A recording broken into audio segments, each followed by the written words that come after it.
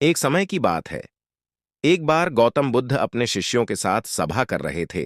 तभी एक लड़का दौड़ते हुए उनके पास आता है और बोलना है, महात्मा, मैं बहुत परेशान हूं। कृपया मेरी समस्या का कोई हाल बताइए। ऐसे ही चला रहा तो मैं अपना मानसिक संतुलन को बैठूंगा। बुद्ध बोले, अरे ऐसी क्या बात है, तुम क्यों परेशान हो? अपनी परेशानी बताओ। वो लड़का कहता है कि मेरे माँ में ना चाहते हुए भी बार बार अनावश्यक चिंताएं घर लेती हैं और मैं हर बार गहरी चिंता में को जाता हूं और उसके बड़े में बहुत बार सोने ग जाता हूं। मैं जानता हूं कि वो चीज जरूरी नहीं है, लेकिन फिर भी उनका ख्याल बार बार मेरे माँ में ए जाता है। कृपा करके मुझे बताएं, मेरे माँ में आए और मैं उनके बड़े में ज्यादा ना सोचो। मुस्कुराए और बोले, इतनी सी बात है, तुम इतनी परेशान हो गए। एक बार एक भिखारी एक सेठ के घर पहुंच और सेठ से कुछ मुड़े मांगने लगा कि भिक्षा में मुझे कुछ दान करो। सेठ आया और अपने जब में हाथ डेल, लेकिन उसके जब से कुछ भी नहीं निकाला।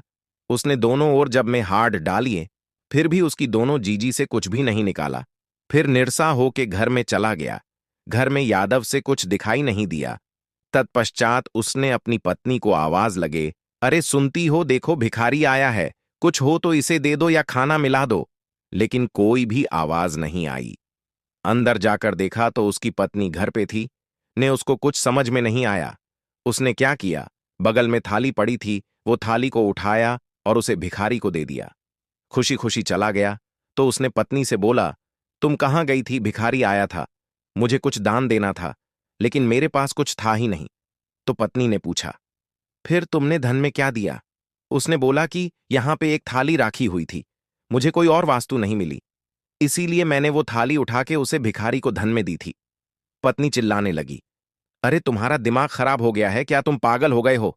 वो थाली नहीं है, वो चांदी की थाली थी, वह बहुत ही कीमती थी। तुमने वो थाली उठा के भिखारी को दे दी दौड़ के, जो और उसे मांग के वापस लेक आओ। तुमने क्या कर दिया? वह सेठ घर से बाहर निकाल जाता है उसे भिखारी को ढूंढने के लिए कि भिखारी कहाँ गया। काफी दूर जान पर आखिर वो भिखारी दिखाई देता है। उसे दूर से आवाज लगता है, अरे भाई, मेरे भाई, रुको रुको, क्या हुआ सेठ जी? आप इतनी परेशान क्यों कर रहे हो? उसे बताता है, दरअसल जो थाली मैंने तुम्हें थी, मैं तुम्हें यह बताना आया हूं कि थाली बहुत कीमती है। इसे कहानी कम रेट में बीच मत देना, या हो सके तो उसे बेचना भी मत। लोग जान जान में तुमसे गलती हो जाएगी और तुम्हारा बड़ा नुकसान हो जाएगा। वो बोलना है, ठीक है मलिक, मैं समझ गया। ये सब बातें एक इंसान देख रहा था और बोलना है, सेठ जी, आपको पता थी कि वो थाली चांदी की है। ये बात जान के बावजूद भी आपने सिद्धांत में दी थी, उसे वापस लेके घर क्यों नहीं गए? फिर सेठ जी मुस्कुराने लगे और बोले, दरअसल मैंने वो थाली उसे दान कर चुका था, और दान कर दिया मतलब इस पे मेरा कोई हक नहीं, और जब मेरा कोई हक नहीं तो मैं भला परेशान क्यों हूं? तो उसे व्यक्ति ने पूछा, अगर ऐसी बात थी तो फिर आपको दौड़ की इसी वापस बता नहीं। क्या जरूर है आप घर पर भी रहते तो कोई दिक्कत नहीं होती।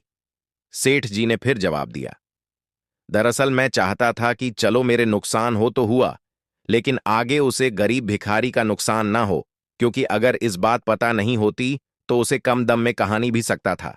इसीलिए मेरा नुकसान हुआ तो चलो ठीक है, लेकिन उसका नुकसान हो जाए फिर उसके साथ बड़ा होगा मनीषी।